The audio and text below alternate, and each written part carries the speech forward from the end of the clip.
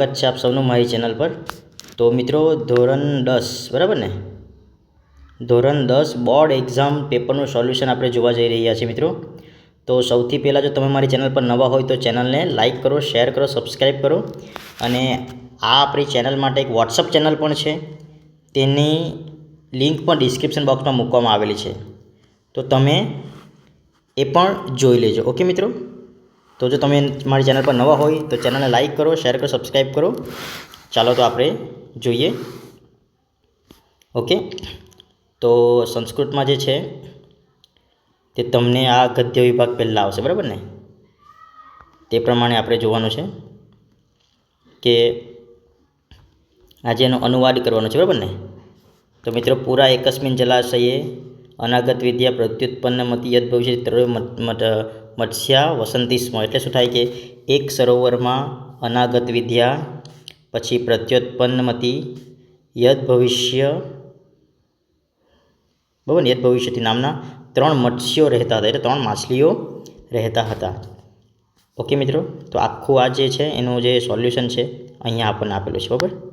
તમે જોઈ શકો છો, બરાબર? ઓકે, આ પ્રમાણે આનું સોલ્યુશન આખું તમે ઝૂમ કરીને બતાવી દઉં છું કે કેવી રીતે તમારે લખવાનું છે। ડીકતું લખી દેવાનું, પછી આ જે વિક્રમ, બરાબર, આ જે બીજા જે ફકરો છે એનું આ આન્સર છે, બરાબર ને? ઓકે, તમે જોઈ શકો છો। આગળ વધીએ આપણે। ઓકે, હવે અહીંયા આપણે 3 માર્ક્સના જે MCQ આવશે, ઓકે, તે આપણે જોવાનું છે કે જલ પ્રવાહે ગુરુ શિષ્ય કિમ દર્શયતિ, કે શું જોઈ છે? તો કાષ્ઠખંડ શું આવશે મિત્રો? કાષ્ઠખંડ। નેક્સ્ટ, વૃત્ત મુક્તા ચિત્તવૃત્તિ ક્રીદશી ઇવ, તો શું આવશે મિત્રો? આન્સરમાં આવશે હારયષ્ટિ। શું આવશે મિત્રો? હારયષ્ટિ, બરાબર? નેક્સ્ટ આમાં જોવાનું છે આપણે પતંજલે સ્થિતિકાલ કતિ વર્ષભ્ય પૂર્વમષ્ટિ, તો શું આવશે મિત્રો? દ્વાવિંશતિ વર્ષભ્ય પૂર્વ। ઓકે, એ પ્રમાણે એ આન્સર આપેલો છે। હવે આ તમારે જોવાનું છે, આમાં એક કોઈ પણ 2 લખવાનું છે, બરાબર? 4 ગુણના છે, એક સવાલના જવાબના 2 ગુણ। સજીવોમાં સ્વાભાવિક સાદશ કયા કારણથી હોય છે? તો અહીંયા આન્સર આપેલો છે, આ સવાલ છે અને ખરેખર તો સજીવ પદાર્થો પરસ્પર જુદા લાગે છે, પરંતુ આ જુદા જુદા પદાર્થોમાં પણ એક સ્વાભાવિક સાદૃશ્ય હોય છે, જે તેમની પ્રાકૃતિક દત્ત આંતરિક સમાનતા કારણે હોય છે। નેક્સ્ટ સવાલ છે, સમુદ્ર સુધી જવામાં કાષ્ઠખંડને કયા કયા વિઘ્નો આવી શકે છે? તો કાષ્ઠખંડ સમુદ્ર તરફ વહેતો હોય ત્યારે પહેલું વિઘ્ન કાંઠા પરનું જોડાણ હોય છે, બીજું વિઘ્ન છે ભાર વધારે હોવાને કારણે પાણીમાં ડૂબવાની શક્યતા, ત્રીજું વિઘ્ન છે પાણીમાંના વમળામાં ફસાવાનું એ, ચોથું વિઘ્ન નદીના પાણીથી વિખૂટું પડવું એ છે, બરાબર ને? પછી નેક્સ્ટ જોઈએ, ગુણવંતી કન્યા શું વેચે છે અને તેનાથી શું મેળવે છે? તો નેક્સ્ટ જોઈએ, કન્યાએ દાસી દ્વારા ડાંગરમાંથી છૂટા પડેલા ફોતરા સોનીને વેચ્યા અને મળેલા ધનથી લાકડા મેળવ્યા, બરાબર? ચોખા રંધાઈ ગયા બાદ લાકડા પાણીથી ઠારીને તે કોલસા જરૂરિયાતવાળાઓને વેચી અને ધન મેળવ્યું, તેનાથી તેને શાક, ઘી, દહીં અને તેલ ખરીદ્યા। ઓકે, આ કોઈ પણ એક લખવાનું છે ટૂંકનોંધ, અને 2 માર્ક્સનું છે। ઓકે, ક્રોધની શારીરિક અસરો, ક્રોધથી આપણા શરીરમાં કઈ કઈ અસરો થાય છે તે તો મિત્રો અહીં આપેલું છે ક્રોધની શારીરિક અસરો। ક્રોધ એવો મનોવિકાર છે કે જેનાથી બુદ્ધિશાળી પુરુષની બુદ્ધિ પણ મલિન થઈ જાય છે, તે કરવા યોગ્ય અને ન કરવા યોગ્ય કાર્યનું સ્વરૂપ સમજી શકતો નથી, તે દિશાશૂન્ય બની જાય છે, ગુસ્સે થયેલાથી પ્રથમ વિદ્યા નાશ પામે છે, તેની ભમર ગણાય પહેલાં। ઓકે, તે પ્રમાણે તમે લખી લેજો। અને આપેલું છે બીજું, આવર્તપાત નામના વિઘ્નો સમજાવો, તો અહીંયા છે આવર્તપાત નામનું વિઘ્ન। આવર્તપાત એટલે પાણીના વમળામાં ફસાઈ જવું। ઓકે, નેક્સ્ટ, નીચે આપેલા ગદ્યખંડ વાંચીને પ્રશ્નોના ઉત્તર સંસ્કૃત ભાષામાં લખવાનું છે મિત્રો. ઓકે, તો અહીંયા જે આપેલું છે તે આખું પર વાંચી લેવાનું છે પહેલાં, બરાબર. પછી અહીંયા સવાલ છે. તો સવાલ છે, કાશ્ચીનગરે ક પ્રવસતિ સ્મ. તો કાશ્ચીનગરે શક્તિકુમાર નામ એક શ્રેષ્ઠીપુત્ર પ્રવસતિ સ્મ. શ્રેષ્ઠીપુત્ર કિમર્થ દેશાન અભ્રવત. શ્રેષ્ઠી દ્વારગ્રહણ દેશમ અભ્રવત. બરાબર. તો મિત્રો તમારે આ બધું આમાંથી જોઈને લખવાનું છે તે પ્રમાણે, બરાબર ને. કાશીનગરે કહ પ્રવસતિ સ્મ. તો આપણને ખબર છે શક્તિકુમાર નામો એક શ્રેષ્ઠીપુત્ર. શ્રેષ્ઠીપુત્ર કિમર્થ દેશાન અભ્રમત. તો અહીંયા આપેલું છે કયા દેશમાં ભ્રમણ કરે છે. દારગ્રહણાય. ઓકે, હા. એકદા શક્તિકુમાર કુત્ર સમાગત. એક દિવસ ક્યાં આવી વર્યો. તો ક્યાં, તો કાવેરી. એકદા શક્તિકુમાર કાવેરી તીરપત્તેન સમાગત. કસ્મિન વર્ષે પ્રવિષ્ટિ શક્તિકુમાર ચિંતામાપન્ન. કસ્મિન વર્ષે, કયા વર્ષે. તો એમાં આન્સર આવશે કસ્મિન વર્ષે. તો સ્વકીય જીવનસ્ય દ્વાશીતિમ વર્ષે આ આવશે આન્સર, બરાબર. આન્સર આવશે. ઓકે, અને તમે આન્સર જોઈ શકો છો, બરાબર. ઓકે, નીચે આપેલા પદ્યખંડનો ગુજરાતી ભાષામાં અનુવાદ કરવાનો છે. આ પદ્યખંડ છે 12મો, તેનો ગુજરાતી ભાષામાં અનુવાદ કરવાનો છે મિત્રો. ઓકે, તમે જોઈ શકો છો આ. ઓકે, આ જે પદ્યખંડ છે તેનો આ અનુવાદ છે, બરાબર ને. ઓકે, તમે જોઈ શકો છો. પછી આ પદ્યખંડ છે બાલ ઉત્તિષ્ઠ તે પ્રમાણે, તેનું આ ગુજરાતી છે, બરાબર. ઓકે, આગળ જોઈએ. નીચે આપેલા સંસ્કૃત પ્રશ્નનો ઉત્તર આપેલા વિકલ્પોમાંથી શોધીને લખવાનો છે. ઓકે, જોઈ લઈએ આપણે. પ્રશ્ન નંબર 14. ઓકે, કશ્ય મૂર્તિ પવર્ગ રિચિતા અસ્તિ. તો શું આવશે. શિવસ્ય. જાયા ક્રીદુષી વાચમ વદતુ. તો આન્સર શું આવશે મિત્રો. શાંતિવાતમ. કાર્યમ પ્રારભ્ય કે પરિત્યજંતી.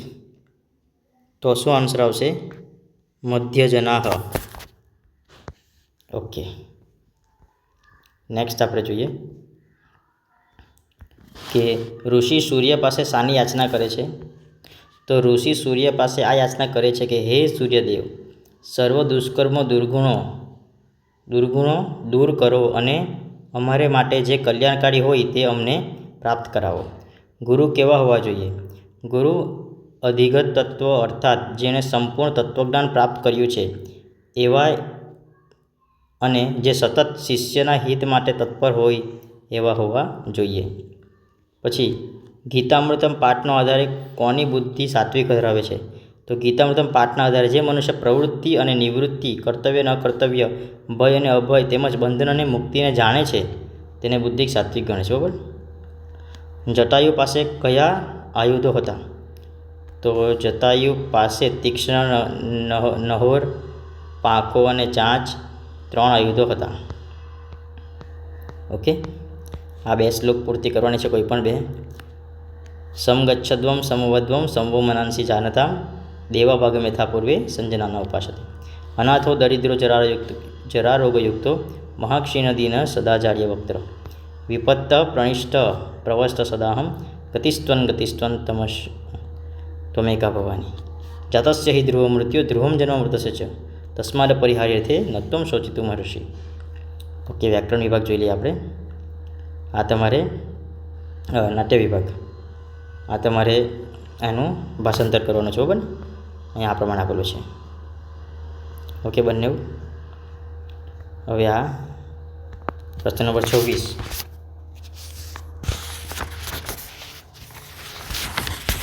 ઓકે, તો આપણે જોઈ લઈએ કે રક્ષસેભ્યોપી ભવંત એવ ક્રૂરતરા, તો આ કોણ બોલે છે? તો ઘટોત્કચ. તૃતીયા કાર્યમ કિમસ્તિ, તો આ કોણ બોલે છે? સુનિત. ચંદનદાસ એસ એવ તે નિશ્ચય, આ કોણ બોલે છે? ચાણક્ય. ઓકે, આગળ જોઈએ આપણે. નેક્સ્ટ. ઓકે, ચાણક્યના મત અનુસાર નંદન અને ચંદ્રગુપ્તના રાજ્યમાં શું ફરક હતો? તો ચાણક્યના મત અનુસાર ચંદ્રગુપ્તના રાજ્યમાં ધન કરતાં પ્રજાના કલ્યાણનો વધુ ખ્યાલ રાખવામાં આવે છે. નંદના રાજ્યમાં ધનને મહત્ત્વ આપવામાં આવે છે. ઓકે, સાક્ષીભૂત મનુષ્ય પાઠને આધારે દુર્ઘટનાના સાક્ષી કોણ કોણ બને છે? તો કોણ કોણ બને છે? પથ્થરો વગેરે જળ પદાર્થો, ગાયો વગેરે પશુઓ અને માણસો બને છે.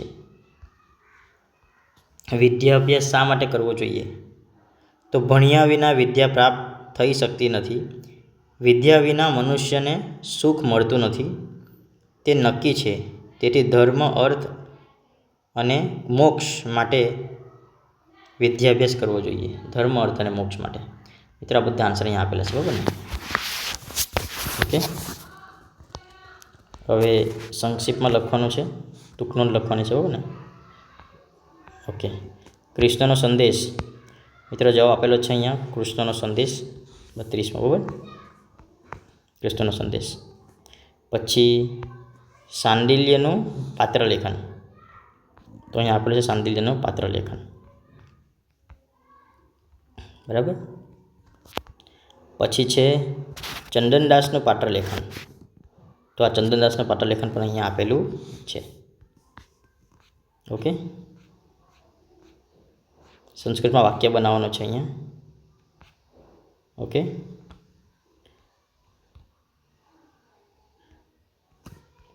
અહીંયા આપેલું છે અમને દૂતોને હણાયા નથી, તો વયમ દૂતધાતકા ન. બીજું, કારણ વિના દુર્ઘટના થતી નથી, તો કારણ વિના દુર્ઘટના ન ભવતી. ચંદનદાસની સાથે ફરીથી પ્રવેશ કર, ચંદનદાસેન સહ પુનઃ પ્રવિશતિ. ઓકે, પછી શબ્દસ્ય સમાનાર્થ શબ્દ જોવાનું છે ને. ઓકે, જોઈ લઈએ આપણે આન્સર કે કોનો આલોકનો સમાનાર્થી શબ્દ થઈ છે પ્રકાશ. ધનિકનો વિરુદ્ધાર્થી એટલે થશે દારિદ્ર. ઉત્તમ પુરુષ બહુવચન, તો ઉત્તમ પુરુષ બહુવચન મિવહ મહ, તો મહવર આવશે એટલે ભવામ. ભવિષ્યકાળ એટલે ઈષ્યામી આવશે, ઈષ્યામી ઉત્તમ પુરુષ, ઈષ્યામી આમાં છે, બરાબર ને? પછી 42માં આજ્ઞાર્થ એટલે ગચ્છતું વરો આવશે, આજ્ઞાર્થ હોય તો ગચ્છતું, યાદ રાખવાનું. ક્રિયાપદને વિદ્યાર્થ એટલે યુ પઠે યુ. સહરૂપ કૂપે, હવે એમાં સ્મનો પ્રયોગ કરવાનો છે એટલે ઓપ્શન આન્સર આવશે. 45માં તૃતીય વિભક્તિ રામ રામમ રામેણ, ઈણવરો આવશે, બરાબર ને? નામરૂપ સપ્તમ વિભક્તિ, તો સુવરો આવશે, બરાબર ને આમાં? પછી પ્રયોગ કૃત્વા, અહીંયા પણ વિના એટલે ને ન આવશે, પથા ને ન, બરાબર. પછી અહીંયા એકહ, ગંગા તીરે એકહ ગુરુ, બરાબર. આ કયું છે? તો વિદ્યાર્થ સ્ટુડન્ટ. ઓકે, વિદ્યાર્થ સ્ટુડન્ટમ, બરાબર. નેક્સ્ટ જોઈએ. પછી અહીંયા ભવંતીત એટલે ભવંતી વત્તા ઇતિ, ભવંતી વત્તા ઇતિ આવશે. પછી 51માં જોઈએ ગુરુ ભવંત એટલે ગુરવો ભવંતમ, ગુરવો ભવંતમ, બરાબર. પછી સ્તોત્ર મંત્ર, સમાહાર દ્વંદ્વ, દુઃખાનુભૂતિ એટલે ષષ્ઠી તત્પુરુષ. ઓકે, આ બધા આન્સર છે. ઓકે મિત્રો, વિડીયો ગમ્યો તો લાઈક કરો, શેર કરો, સબસ્ક્રાઈબ કરો.